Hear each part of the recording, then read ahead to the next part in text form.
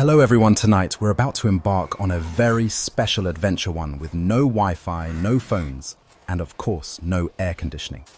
Can you imagine if you were to be reincarnated and become a prehistoric human, living thousands of years ago? How would your life unfold?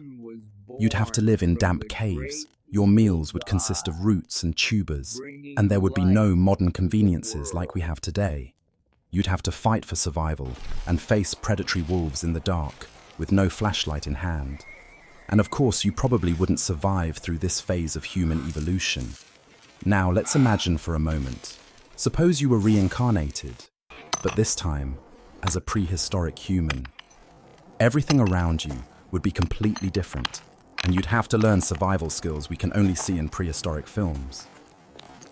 So what would your life be like? Would you have enough strength and skill to survive? Before you get too comfortable with these thoughts, take a moment to like the video and subscribe, but only if you actually enjoy what I'm doing here. Feel free to share your location and local time in the comments so I know where you're tuning in from. Now, let's turn off the lights, maybe turn on a fan for a soft background sound, and let's enjoy tonight's journey together. Part 1. Waking up in the stone forest. You open your eyes and the first thing you feel is the damp cold surrounding you. It's a quiet morning, only the buzzing of insects fills the air, and before you is a sight you've never seen in any movie. A world where you're not lying on a cozy bed, but on a patch of hard, damp ground, surrounded by giant stones covered in moss. You realize you're not at home, and there are no comforting possessions around you. No phone, no alarm clock, just the vast, prehistoric landscape. The first step into this world is your struggle to stand up. You turn to your left and see a tree growing from a crack in a stone. A tree growing from a crack in the rock. It seems odd. This tree is definitely not something you would find in modern forests, but it appears to be alive with a force that suggests resilience, as if it's a creature in its own right. The sensation of unfamiliarity, when you're not yet used to your surroundings, is something you'll have to face every day in this life. A gust of wind blows, bringing with it a chill that makes you shiver. Remember back in your previous life, historians often debated how the first humans woke up in such an environment. Did they feel lost, like you do now? Well, now you know the truth. You slowly stand up, glance around and begin to realize one thing. There is nothing here to help you. No comfy shoes, no phone to help you find your way, and certainly no closet to open and pick out clothes. All you have is your body and the abilities you've yet to discover. Everything you know about the modern world is useless now. Every step you take on this rocky ground reminds you that everything around you is a challenge. What's more, you're facing a fear that today's people rarely have to deal with, fear of the unknown that lurks in the shadows. Maybe it's a wolf. Maybe it's a tiger. Or maybe it's just some unidentified noise. You look up at the sky, only to see grey clouds and no signs of daylight breaking anytime soon. You can't tell because time here doesn't follow the familiar rhythms you're used to. Time here is long and it moves slowly. Of course you could try shouting for help, but who would hear you in a world without modern technologies? Everyone around you might be living the same way. They can't help you. The truth is, you're in a primal world where life and death could be one misstep apart.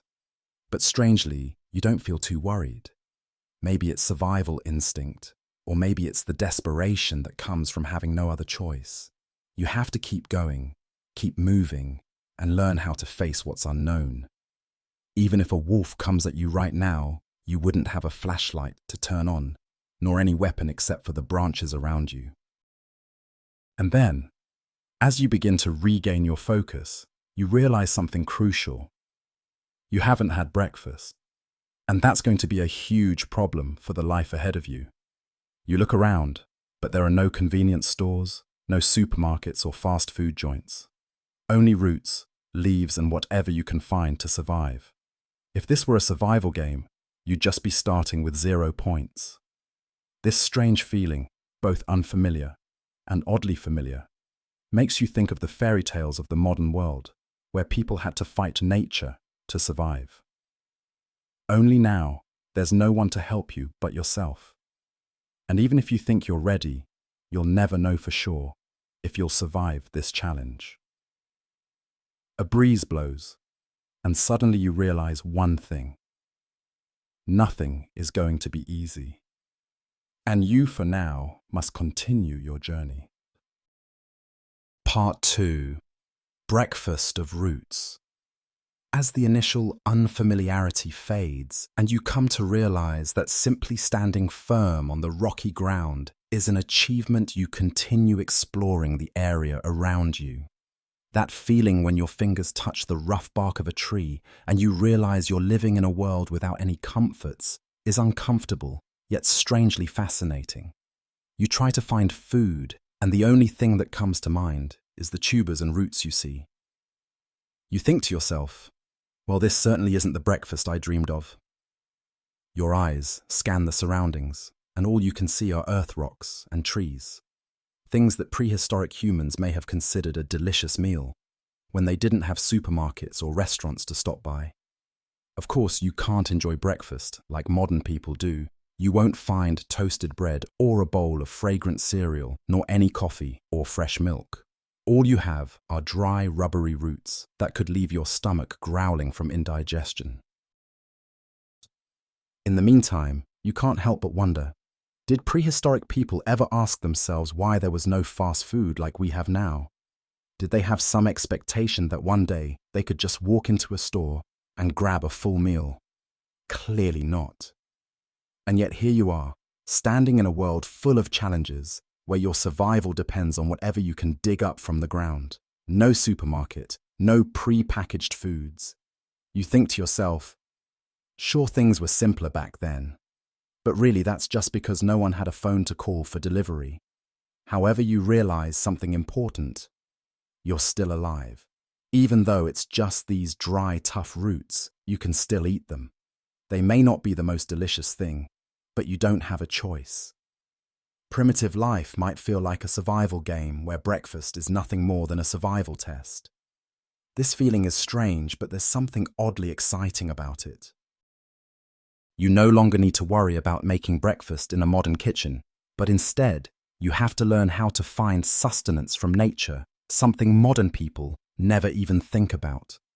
You could think about switching to a different diet like eating meat or any animal products. But the problem is, you don't have the means to hunt or fish yet. All you can do is look at the trees around you, the plants you can potentially eat. That's right. You still don't know much about the plants around you. You can't just live off roots all day long. You start to feel a deeper hunger, the real hunger when your stomach rumbles, and you realize you'll need to change your strategy immediately. Then a strange thought flashes through your mind. Could you somehow turn these roots into something more interesting to eat? As you ponder how to spice up your breakfast, something unexpected happens. You hear a sound from a distance like something moving in the bushes nearby. You turn around, your eyes straining to focus, but you see nothing. It could be an animal approaching, maybe a wolf or another predator.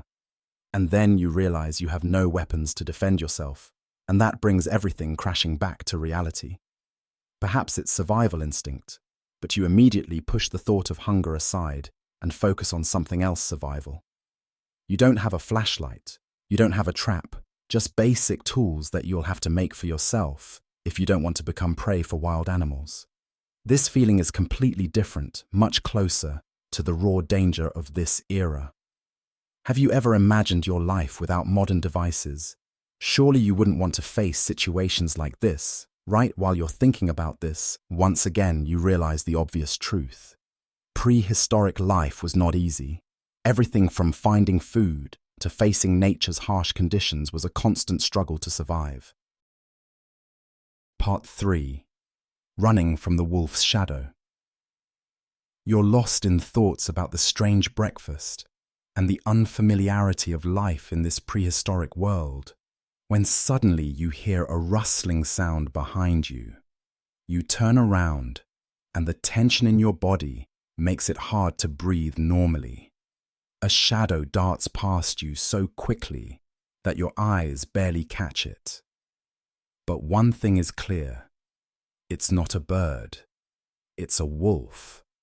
You immediately recognize the feeling, the glowing eyes in the darkness, the sharp teeth just visible behind the grey fur. You don't need to be an animal expert to know what's happening. This is a confrontation between life and death.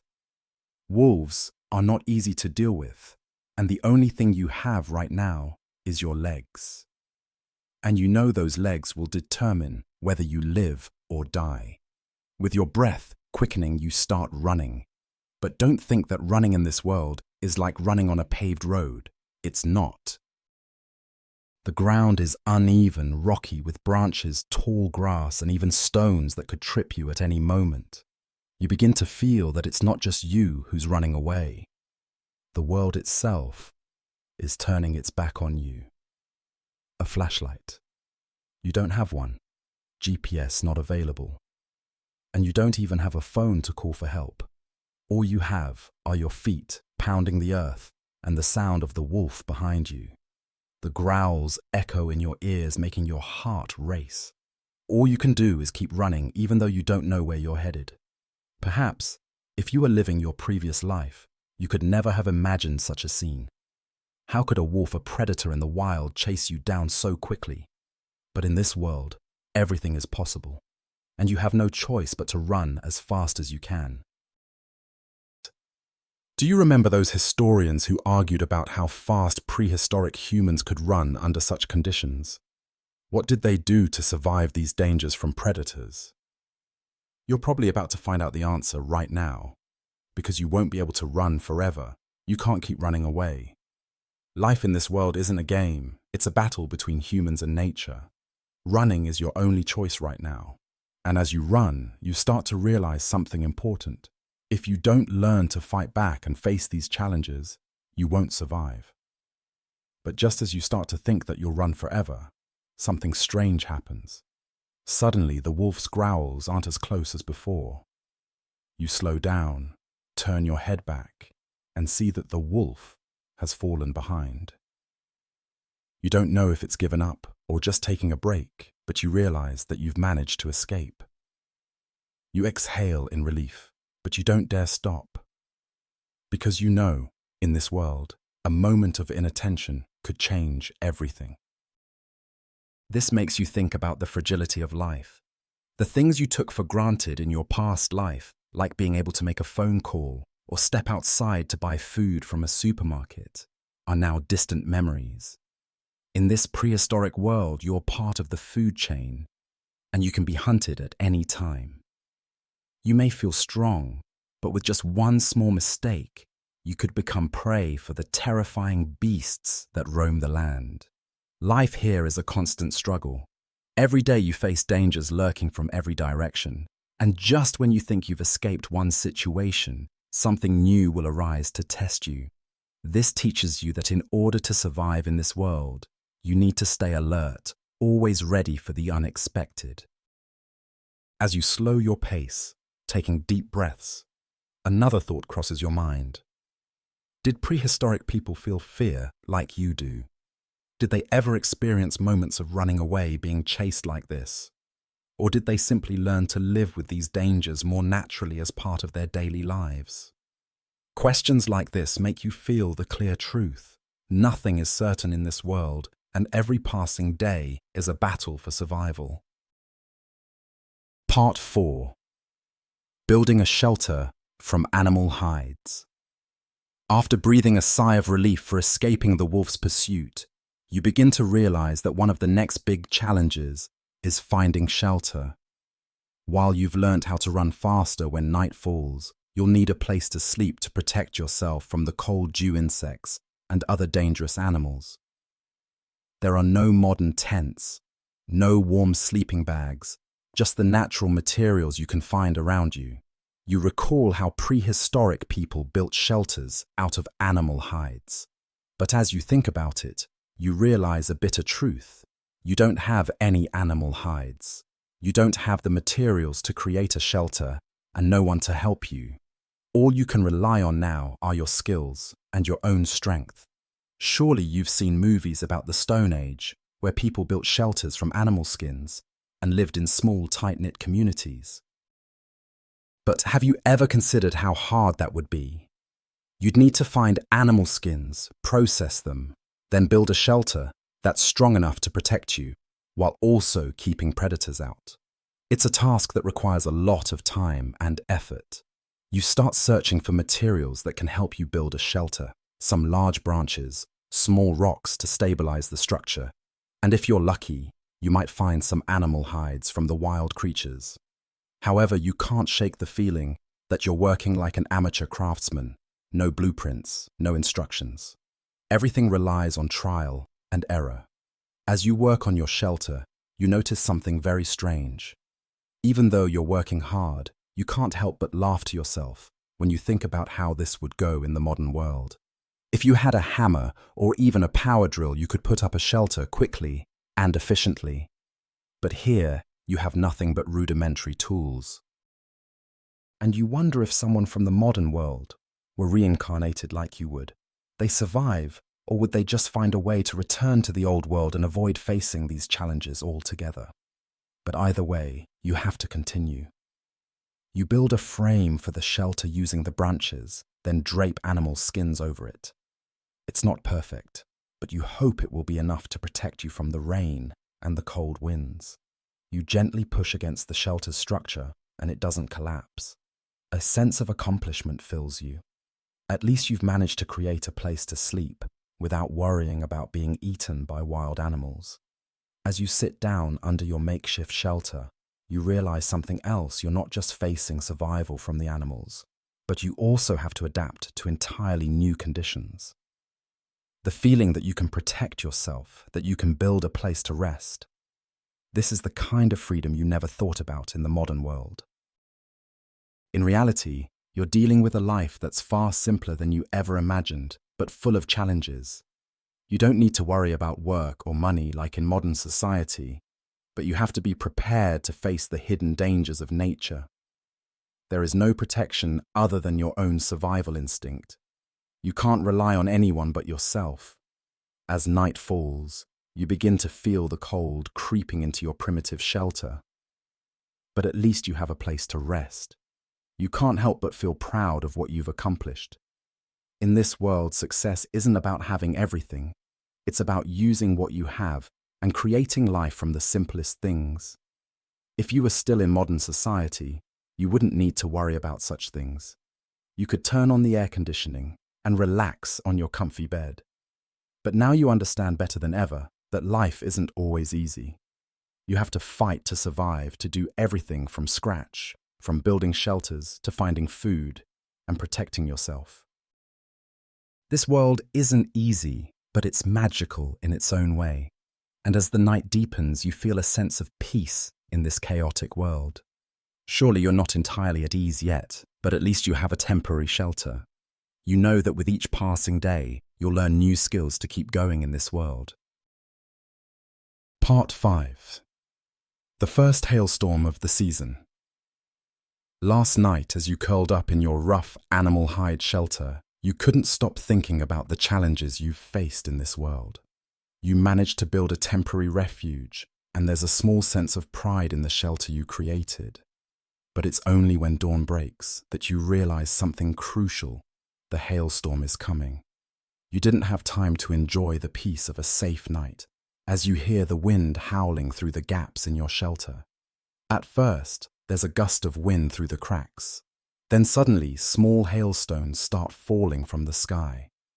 You jolt awake and look up. The hailstones glisten in the dim, early light, as if someone is throwing small rocks from above.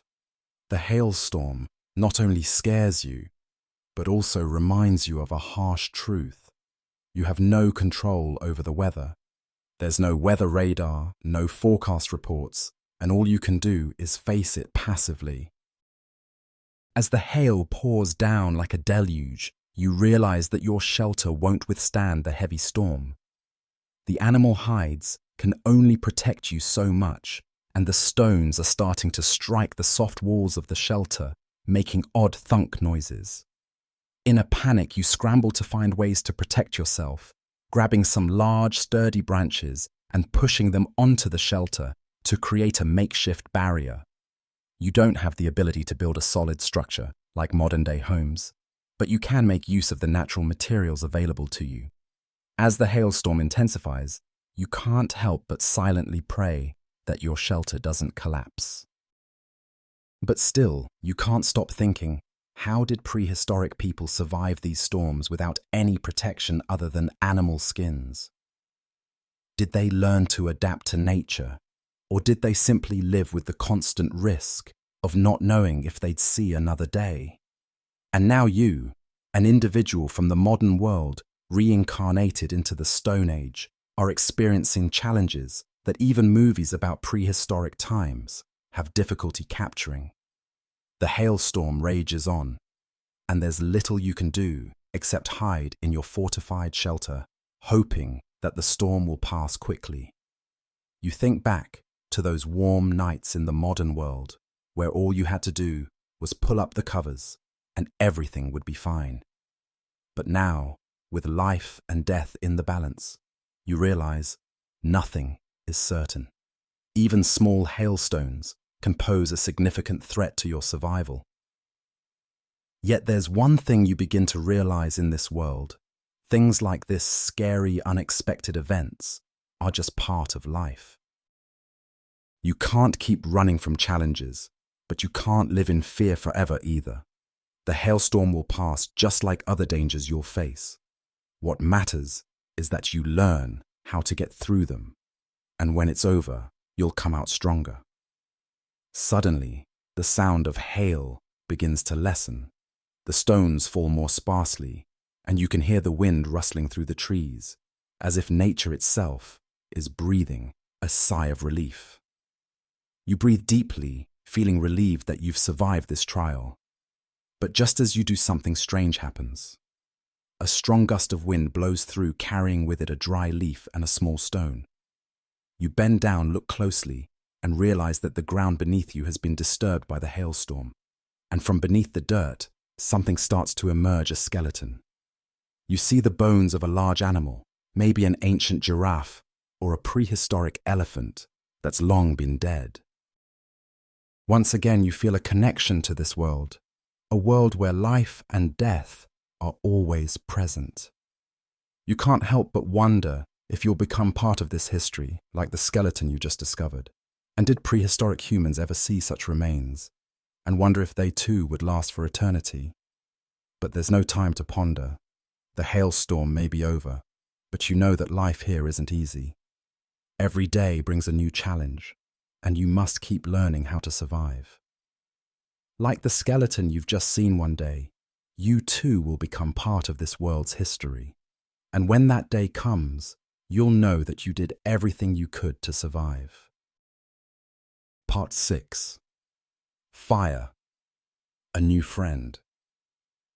As you sit in your shelter recovering from the hailstorm, there's one thing that stands out in your mind: the overwhelming absence of fire. You know that prehistoric humans used fire for cooking, warmth and protection against the many dangers of the wild. But right now, you still don't have any fire.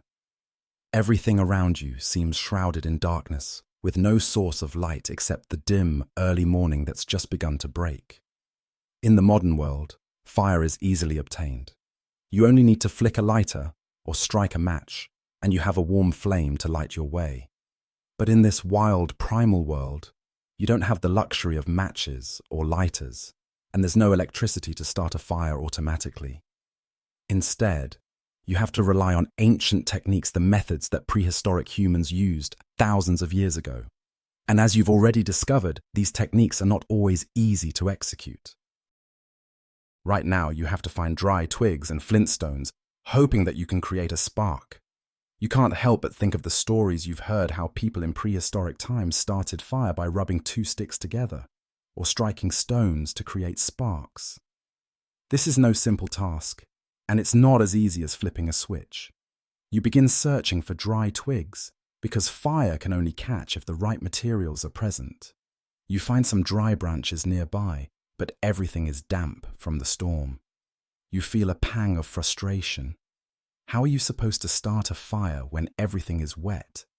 But then you remember the people who lived here, before those who had no choice but to figure out how to survive. You decide to try rubbing 2 sticks together. At first, all you hear is the dry, scratchy sound of the sticks rubbing against each other, but you refuse to give up.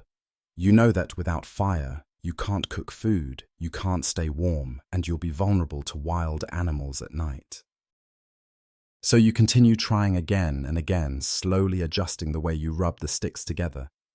Then suddenly, a tiny spark appears. Just a flicker, but it's enough. You quickly gather some dry leaves and twigs, place them around the spark, and blow gently. The spark catches, and slowly a small flame begins to grow. You add more twigs, and soon the fire is crackling before you. You sit there, watching the flame dance, feeling a sense of wonder. This small fire, which you just created with your own hands, is now your lifeline. It's not just a tool for survival, it's a friend. It brings warmth, light, and safety. In a world where danger is everywhere, fire becomes your ally, the one thing you can rely on to fend off the darkness. The flame flickers in front of you, and you can't help but feel grateful. Even in this harsh, unforgiving world, fire is a symbol of life, a small piece of comfort in the midst of all the challenges you face. You think about the people who lived here before you, those who used fire to cook meals, to ward off predators, to bring light to the dark nights. Now you understand why fire was such an essential part of survival. It's not just a tool, it's a companion that keeps you safe. As you sit by the fire, you feel a sense of accomplishment.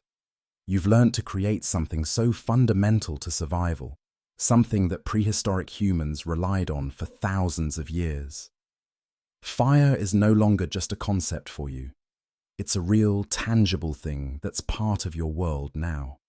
It's not just about surviving, it's about thriving, even in the face of adversity.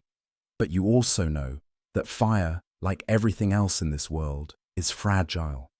It's easy to lose, easy to let go of. And so, you must protect it, guard it carefully. For now, fire is your friend, but like any good friend, it must be respected, nurtured, and kept safe. The fire crackles softly, and you realize that for the first time in this wild world, you don't feel quite so alone. Part 7. Clapping Language and Growls. As the fire flickers in front of you, casting soft light over your makeshift shelter, you suddenly realize that there's another challenge you'll have to face.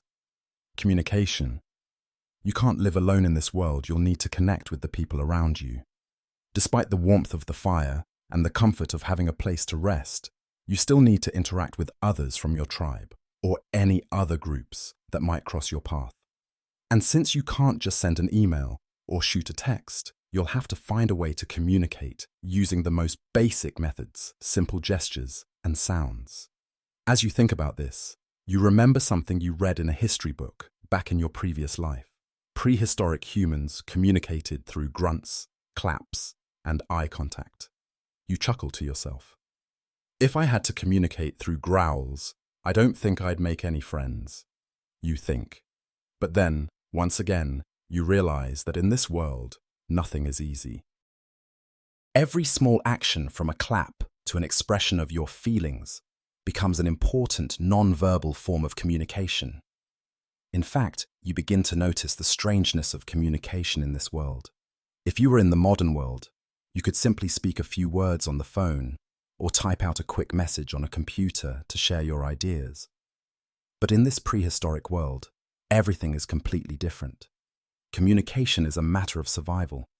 Every gesture you make could influence whether or not you survive, and you'll need to learn to understand and interpret the signals from others. Now you need to try to communicate with someone from another tribe, someone you don't know, with no way to understand their intentions. The thought of trying to communicate without words, just clapping, growling, or using facial expressions seems almost absurd. But you can't help but think about a hypothetical situation if you meet someone from another tribe. Could you understand what they're trying to say? You even try growling as a test. Nothing happens except for a weird grrr sound from your own throat. You wonder whether the other person will understand this growl, or if they'll just think you're some strange creature. But you don't stop there because you know you'll need to understand the signals from others if you want to survive in this world. You can't live in silence, and if you want to find a way to integrate into the tribe, you have to experiment and gradually learn how to communicate. So, how do you know when you've succeeded in communicating? How do you know that someone else understands you? This question only makes you more serious about testing these communication methods. You start paying attention to the signs from the animals around you, like the birds or wild beasts, to see if they communicate with each other in any way. Maybe you'll learn something from them. And as you keep thinking about communication, you can't help but recall those debates from your previous life about prehistoric communication methods. Historians still argue about how early humans communicated. Was it through claps, growls, or simple gestures? Now you understand more clearly than ever as you try out these methods yourself in your life. You certainly find the whole idea of clapping and growling a bit strange.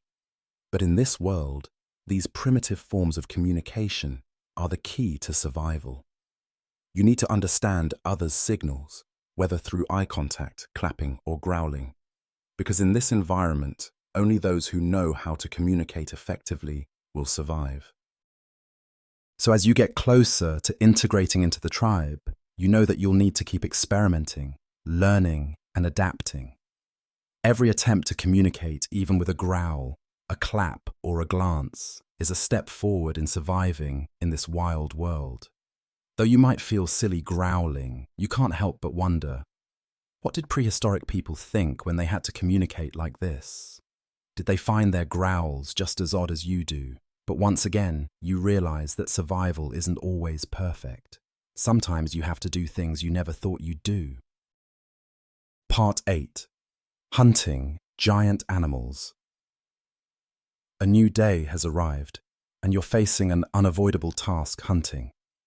Prehistoric life is not about leisurely meals in restaurants. You can't just step outside and find a pizza to eat. Every meal is a battle, and this time you're facing a challenge bigger than ever: hunting a giant animal. Now, you're not an experienced hunter, and the tools you have are not sharp arrows or modern bows. You only have sticks, stones, and the primitive weapons that prehistoric humans could use. But as you look at the members of your tribe, you realize that this is an opportunity to prove your survival skills. And if you want to survive, you'll need to participate in this hunt. It's said that prehistoric hunters needed strong tactics to deal with giant animals like mammoths or giraffes. To defeat them, it wasn't just about strength, you needed a strategy. You can't just rush in without thinking, because animals that large are very powerful and dangerous. You need to learn how to coordinate with the group, track the prey, and wait for the right moment to strike. However, another problem arises: you don't know where to start. You look around, but you don't see any signs of the prey. Doubt begins to creep in. Can you really learn these skills? Will you be able to track and hunt a giant animal, or will you end up being the prey? In truth, you can't help but feel the rising anxiety. As you look at the other hunters in the tribe, you see that they have sophisticated hunting skills, techniques that you can only imagine in your head. But you have no choice but to join the hunt. Not participating could mean being left behind, and you can't let that happen. Guided by the experienced hunters in the tribe, you start following the tracks of a giant animal. The deep footprints on the ground are signs that a massive mammoth passed through this area. You track the signs carefully, feeling as if you've entered a different world, one where you must rely completely on your instincts and cooperation with others to survive. This is not easy. You have to move quietly, avoid making noise, and ensure the prey doesn't spot you. Every step you take is carefully calculated, because one wrong move could cause the animal to run off, and you'd have to start all over. In fact, you notice that it's not just you. Everyone in the tribe is cautious. Each person plays an important role in the collective plan. After some time, you and your group get closer to the prey. It's a massive mammoth wandering near an area filled with trees and bushes. You feel a mix of excitement and tension. This animal is enormous, but you know that if you don't strike at the right moment, it will escape. Every hunter in the group gets ready, and as soon as you sense the right time, everyone attacks simultaneously. But something unexpected happens. The mammoth doesn't just run away. It turns around, swings its huge tail, and charges at your group. It's incredibly strong and fast, despite its massive size. A real battle breaks out right in the middle of the forest. Everyone fights to protect themselves while still trying to attack the animal. You begin to realize that life in this prehistoric world is not easy. There's no moment to rest, and every hunt is a real fight for survival. After a fierce struggle, you realize that killing a mammoth is not just about strength. It requires strategy, coordination, and the ability to handle unexpected situations. Finally, with the collective effort of the group, the mammoth falls. You feel a great sense of victory but also deep exhaustion. This world is nothing like you imagined. Every day is a battle for survival.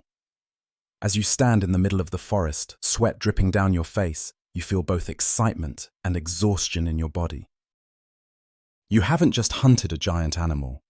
You've learned an important lesson. Survival in this world doesn't just depend on strength. It also depends on teamwork, strategy, and perseverance. When the group begins to pull the mammoth back to the tribe, you can't help but feel proud. You're not just a survivor, you're part of a strong tribe where everyone plays an essential role in maintaining life. Part 9. Moonlit Night and Howls. Night has fallen, and you sit by the fire, still catching your breath from the intense hunt earlier. The mammoth your group brought down has brought great pride. But now you realize that life in the prehistoric world is not just about victories and rewards. There are many more challenges ahead. You look up at the dark sky, only the dim light of the moon casting shadows across the ground, creating strange shapes around the tribe. The stars twinkle in the distant sky, but they feel so far away, and the atmosphere here makes you feel a strange sense of loneliness. You don't have a phone to call your friends, no TV to entertain you, just the noises around you, the strange sounds of nature that you can't get used to. Then suddenly you hear it, a howl. That sound makes your heart leap in your chest and you freeze trying to listen carefully. The howl comes from far away, but you know it's not the wind or a reflection from the trees. It's the howl of a wolf, the same predator you've encountered before. As you glance around, you see the members of your tribe becoming alert. They don't have modern weapons to protect themselves, but they know how to live with these dangers. You notice an older hunter stand up, pulling an arrow from his quiver and stepping closer to the fire. There's no need for words. Have you ever thought that communication in this world could be so simple? The looks, the movements, everything seems to convey what needs to be done. They've learned to live with the dangers of this world and know that when night falls, survival depends on careful preparation. The howl comes again, closer this time. You can feel the tension growing throughout the tribe. People around you start picking up sticks, primitive spears and weapons made of bone, preparing for a night filled with danger. But you can't help but wonder, is the wolf really hunting you? Or is it just a warning from nature? A reminder that in this world, every night is a battle between life and death. You can't help but feel a sense of unease. You've seen films about the Stone Age, but nothing compares to the feeling of being a part of it. No protection, no streetlights like in the cities. Every sound, every howl could be the sign of an attack of hungry wolves searching for prey. As you listen to the howl, something strange happens. One of the tribe members stands up, raises his hands to the sky, and lets out a loud, primal roar. It's not just in response to the wolf's howl. It's almost a challenge to nature itself, as if saying, "We are not afraid. We will fight." you feel something strange and even a little exciting about this. You never thought survival in this world would depend on so many factors. The fire, the howls, the unity between the tribe members. These all create a complex survival system that you never noticed when you were living in the modern world. While you were thinking about clicking a remote to settle down in this world, there's no such thing as peace. Everything could change in the blink of an eye. The howl fades away, but you feel relieved when you see that your tribe is preparing. You realize that in this world, nothing is guaranteed. There's no protection from the police, no bright streetlights like in the cities. Everything depends on instincts, on the ability to connect with one another, and on the strength of unity. You can't help but ask yourself, do you have the strength to face these challenges? Can you adapt to this world where every day could be a battle and every night could be your last? But then you realize something important. It's these challenges that shape you, these difficulties that help you grow. The howl fades into the distance, and a sense of calm washes over you. But you know that in this world, every night is a fight. Only those who are resilient and know how to live in harmony with nature will survive for the long haul. As you sit by the fire, you feel a strange sense of peace. You've learned an important lesson. Survival in this world isn't just about physical strength. It's about living in harmony with nature and your community. Part 10. Painting for the Cave. The next morning, as the first rays of sunlight filter through the trees and brighten the damp forest air, you realize that your life in this world is starting to move into a new phase one, where survival is not just about hunting fire and battling nature, but also about leaving your mark on the world in ways that are deeply unique and surprising. This journey isn't just about creating a peaceful life. It's about discovering creativity in the wild. You think back to something prehistoric humans did painting on cave walls. You imagine them using animal blood, red earth, and pebbles to create images. The faint marks left on cave walls weren't just a means to record their lives. They were also a form of self-expression. So why not try it yourself? Despite not having any modern art tools, you feel an urge to be creative. Imagine if you were prehistoric. How would you tell the story of your life without paper pens or a computer? How would you record the important moments of your existence? That's when the idea hits you. What if you could make paint from the natural materials around you? You find some red earth on the ground nearby, and an idea forms in your mind. Surely I can use this to create a kind of color. You grind the red earth against a flat rock, then add a bit of water from the nearby stream to make a paste. This red color, though, rough and a bit grainy, has a natural beauty to it, as if a part of the earth itself is transforming into art. And so you begin to paint. You don't know exactly what to paint, but there's a strange inspiration inside you. You draw circles, long lines, that stretch out as if you're expressing movement, life unfolding around you. You paint the shapes of the animals you've hunted, the trees, and perhaps even a vague image of the hailstorm you survived. Every stroke on the cave wall is not just an act of creativity, but also a connection with the past, linking you to those prehistoric humans who lived here long ago. You begin to realize that in this primitive world, painting isn't just about creating beauty, it's about recording stories of survival battles and the silent moments we often forget.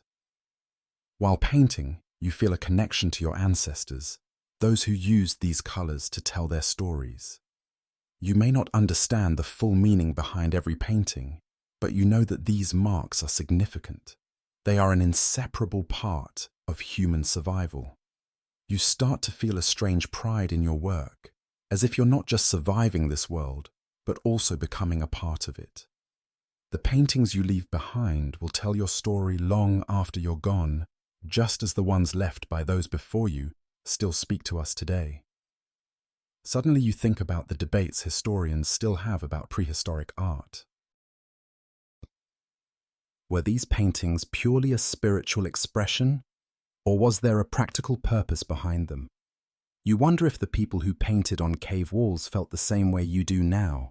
Did they feel a connection to the world they lived in and to their ancestors as you do?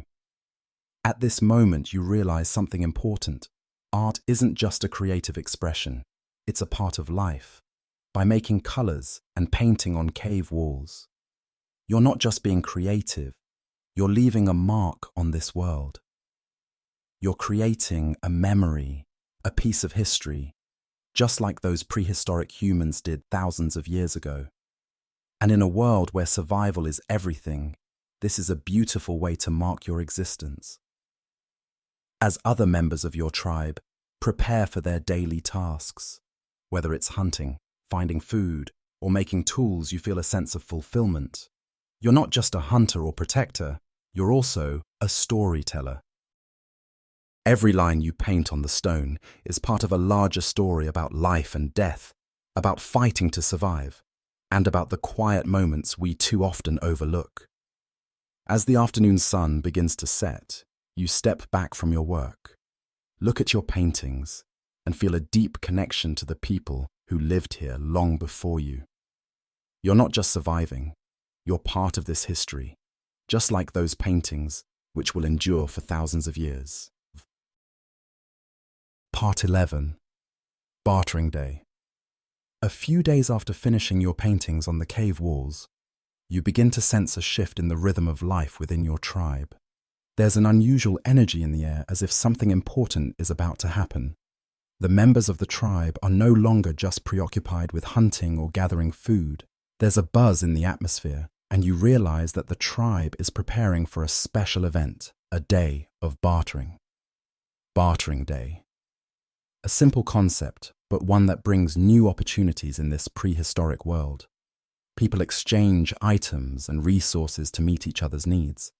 One tribe will meet another to trade, but there's no currency, no exchange like you're used to in the modern world. Everything happens through direct exchanges, by offering what each tribe has to give.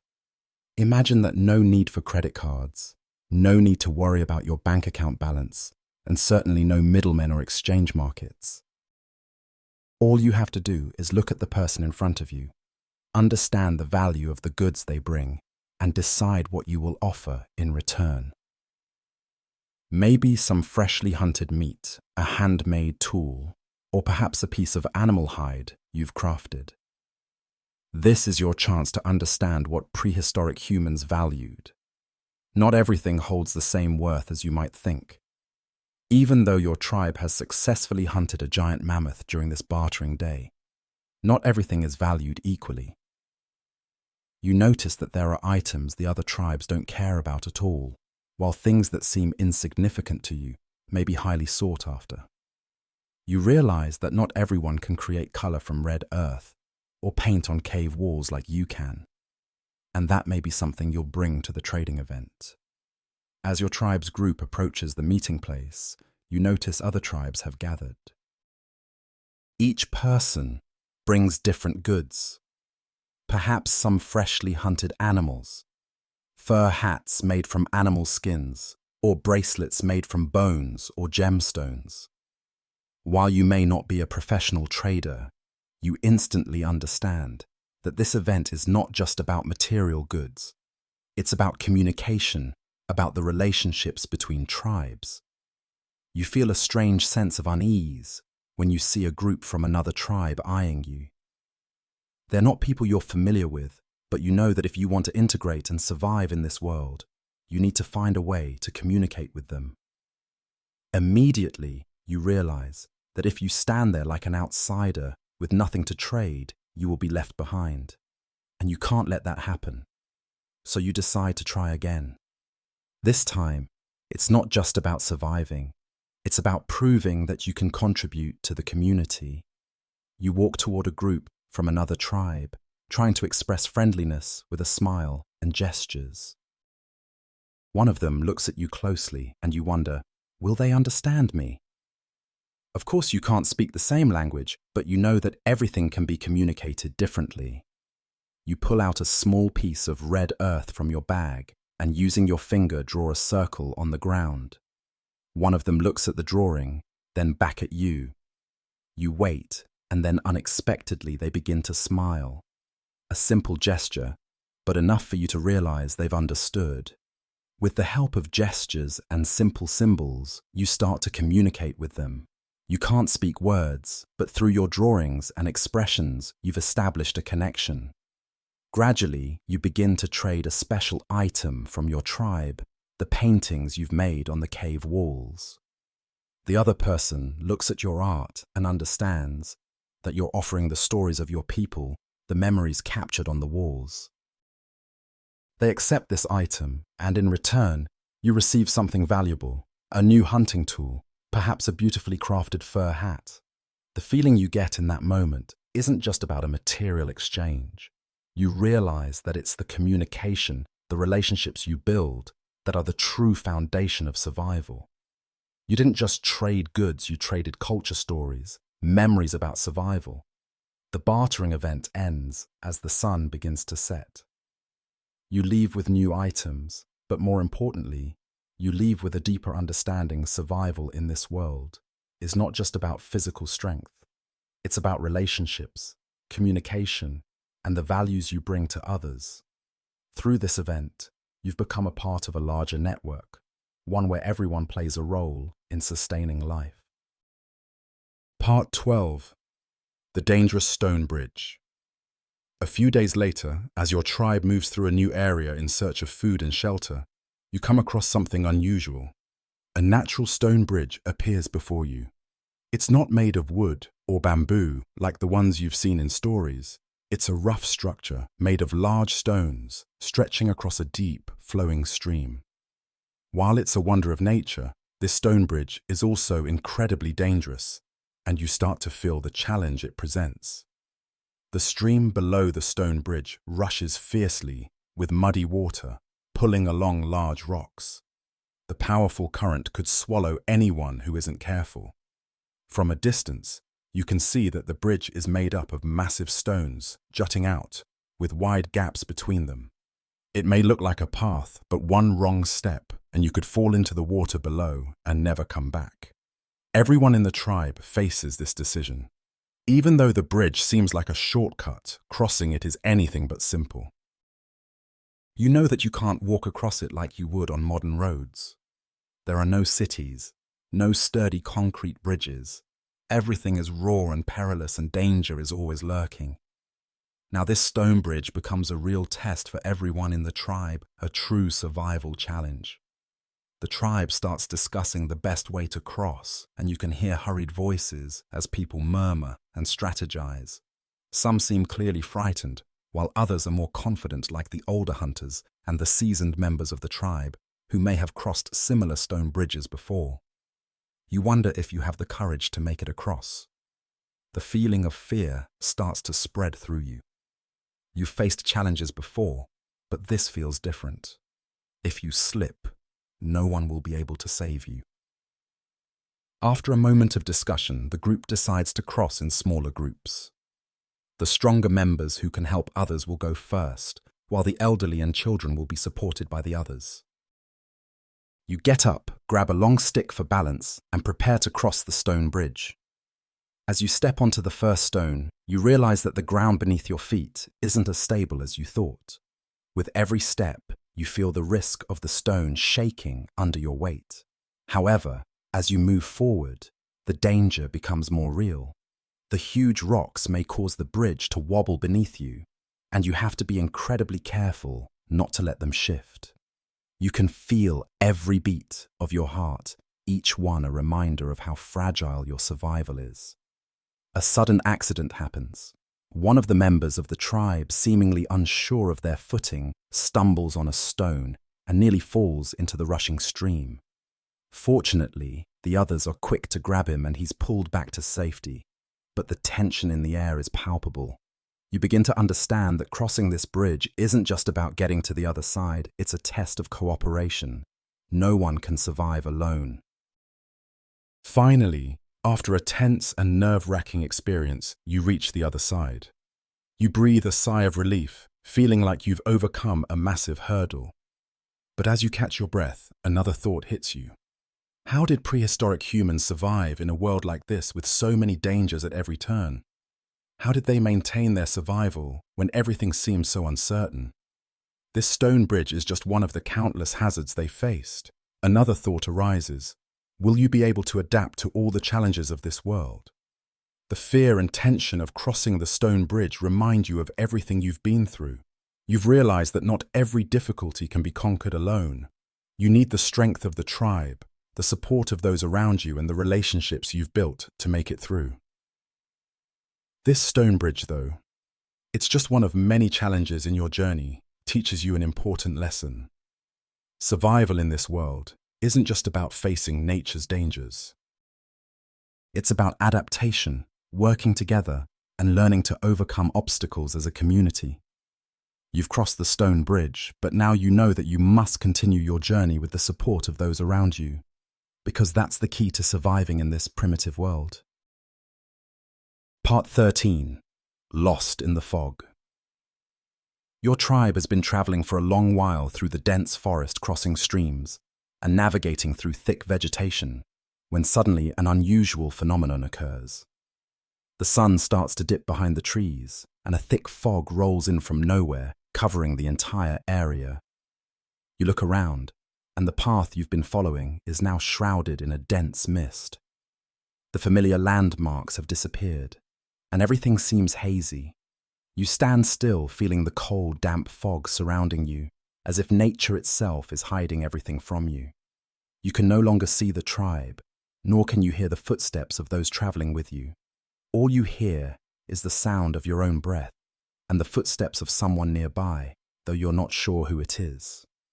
The path you've been following seems to have vanished, and any signs you might have used to guide you are now covered by the thick fog.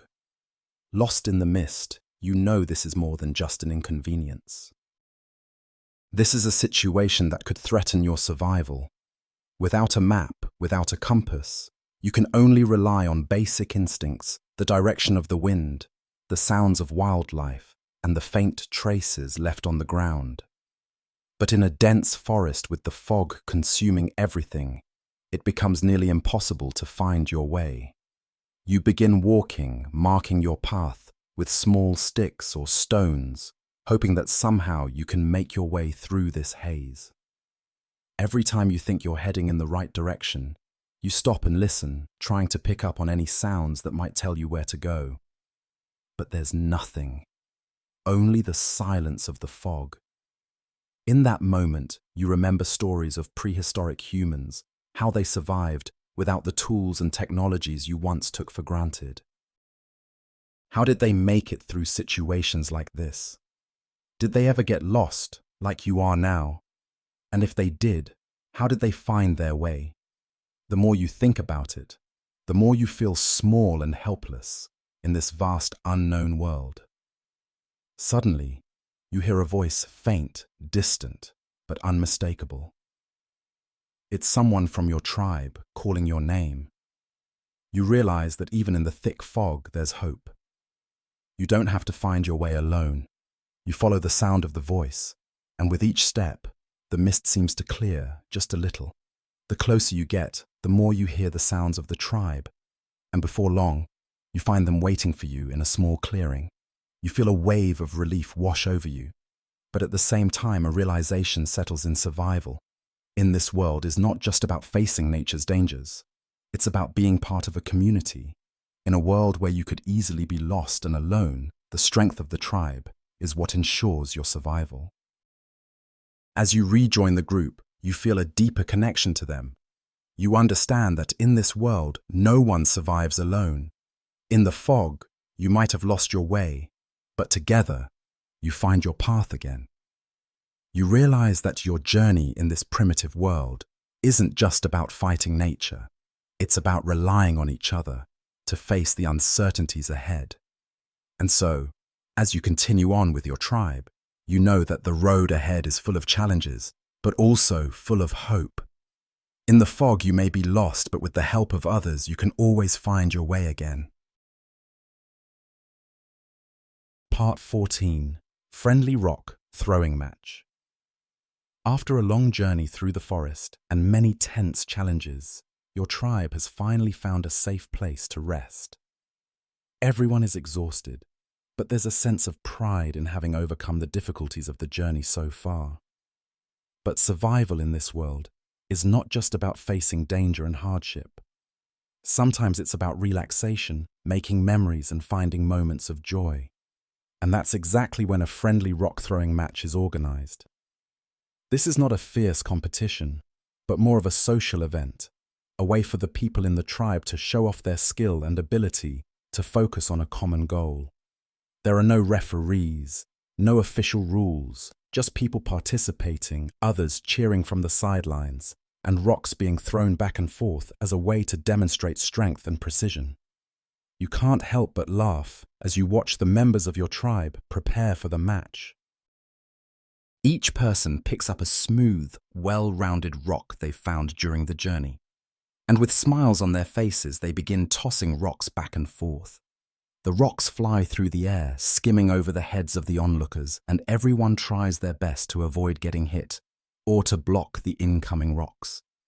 This isn't a high-stakes match, it's a playful contest to see who can throw the most accurately without causing too much damage to the surroundings. However, you also notice there's a certain seriousness to the game. Despite there being no clear objectives every time a rock is thrown, there's a desire to prove something. A perfectly accurate throw is met with applause and laughter, while misthrows rocks that go astray lead to chuckles from the participants. The game isn't just about strength, it's also about patience, focus, and control in moments of tension. As you watch, you start to reflect on something interesting. While you never thought rock throwing could be a game in your life here in this world, it holds its own meaning. These simple games are ways people communicate, build connections, and relax amidst the trials of everyday life. You realize that just like in life, no matter how difficult things may get, moments of joy and relaxation with others help you get through the hardest times. In many ways, these games also serve as a form of unity. The tribe is not focused on winning or losing. Instead, they are together sharing in the fun, laughing at mistakes, and celebrating each other's skills. It's a reminder that no matter the hardships you face in this primitive world, moments of connection and joy are just as essential to survival. As you take your turn in the match, you realize that in this world, you're not just surviving, you're building a community. Every throw, every cheer, every laugh shared strengthens the bond between you and your tribe. And when the match ends as the sun begins to set and everyone gathers around the fire, you feel a sense of peace you didn't expect to find in such a harsh world. In a place where survival is the daily focus, the simple act of sharing joy through a game becomes a vital part of life. Part 15. The final sunrise. The sky begins to lighten as the first rays of sunlight filter through the trees, waking everyone in your tribe after a peaceful night spent around the fire. You wake up feeling the cool breeze against your skin and look around. It's another quiet morning, no wolves, no thick fog, no dangerous challenges ahead. Just a peaceful calm in the air, and you can't help but feel like you've made it through another significant phase of this survival journey. This feeling is strange. You're not worried about finding food, not scrambling to prepare for the next danger. Instead, you can breathe deeply, savoring the quiet moment. Everything has passed the hailstorm, the dangerous hunt, the howls of the wolves.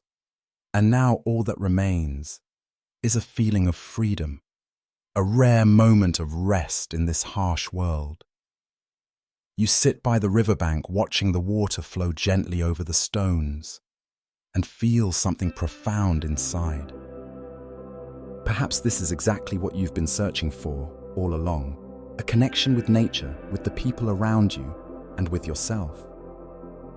In the modern world, you might have forgotten about moments like these, those quiet seconds to feel the pulse of the natural world around you. But here in this primitive world, you've learned to live with nature, to feel each breath, each step, and each moment of life. And then, as you look up at the sky, You sense the fleeting nature of time. You know that tomorrow will bring new challenges, new tests, but you also realize something important: you've learned how to live in this world. You no longer feel anxiety or fear in the face of the unknown, because you understand now that survival isn't just about strength or quick reflexes. It's about adaptability, the ability to face the unexpected and the courage to keep moving forward. This final sunrise is not an ending, but the beginning of a new journey. One where you no longer fear the obstacles ahead because you've learned to face them head on. You've learned to live fully, even in a world that is unforgiving. And in this moment, as the warm sunlight touches your face, you realize that you've become a part of this world, not just to survive, but to truly live. In the days to come, you will continue this journey, facing challenges that will push you to your limits. But now you know that it's not just about overcoming every obstacle, it's about living every moment surrounded by the people you care about, and finding joy even in the hardest of times. As you stand and prepare to continue your journey, you feel a strange sense of peace and freedom. You no longer fear the wolves, the hailstorms, or the dangers this world holds. You've overcome them all, and you know that whenever you feel lost or uncertain, all you have to do is look up at the sky, at the mountains, and at the trees around you, and you will always find your way. The sunrise is here. Your steps on the road ahead are just one part of the long journey of life, but you know nothing can stop you now.